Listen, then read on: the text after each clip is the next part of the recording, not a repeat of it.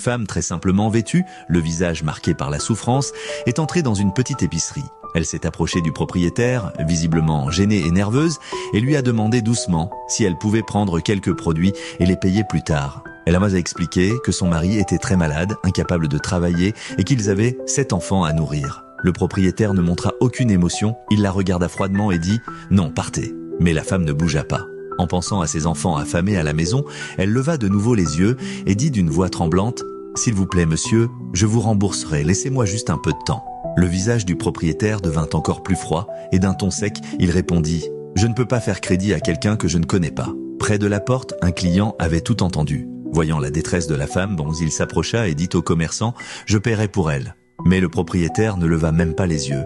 Il ignora complètement l'homme, se tourna vers la femme et demanda « Vous avez une liste ?» La femme hocha la tête. « Oui, monsieur. » « Très bien, dit-il. Posez votre liste sur la balance. Son poids déterminera la quantité de nourriture que vous aurez. » La femme resta figée une seconde, baissa les yeux, sortit un petit morceau de papier de son sac, écrivit quelques mots d'une main tremblante, puis posa doucement le papier sur la balance.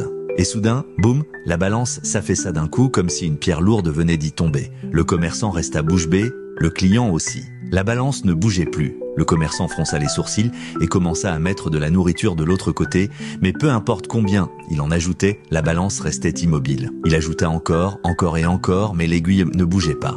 Finalement, il ne put s'empêcher de prendre le papier et de le lire. Et là, il resta figé. Ce n'était pas une liste de courses, c'était une prière. Elle disait « Cher Dieu, tu connais mes besoins, je remets cette situation entre tes mains. » Le commerçant resta silencieux, sans un mot, puis lentement, il poussa toute la nourriture vers la femme. Elle ne dit rien, prit les sacs en silence et quitta le magasin. Le propriétaire, lui, resta debout, pensif, sans bouger. Parce que seul Dieu connaît le poids d'une prière. Si c'était une blague, tu l'aurais sûrement déjà partagée, mais maintenant, auras-tu le courage de partager cette histoire ? Souviens-toi, Dieu a dit « Si tu as honte de moi, j'aurai honte de toi ».